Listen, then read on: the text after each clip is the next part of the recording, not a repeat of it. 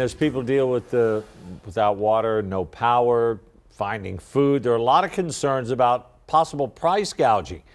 Erica Zucco joins us now with some things that'll help you, Erica, honestly, if you think someone's charging you a little too much.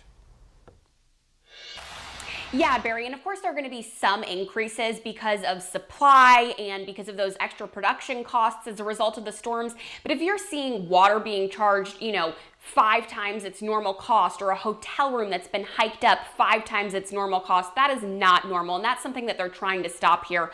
There are so many people who are just trying to get where they need or what they need to be safe, and so these measures against price gouging are intended to stop that.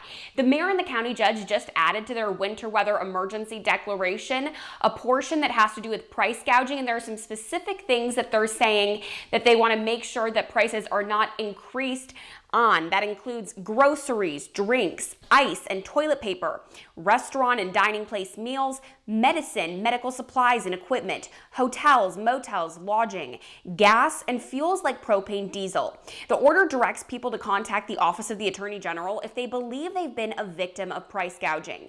The Attorney General's office says that just because the price is slightly raised doesn't necessarily mean it's illegal. We're used to gas prices going up a little bit, for example. Some prices may be raised because of shipping or production costs, but where you're seeing those major inexplicable increases, that may apply. You can call 800-621-0508, or you can visit the Attorney General's website to report a complaint. Offenders may face civil penalties of thousands of dollars, and buyers may be able to sue.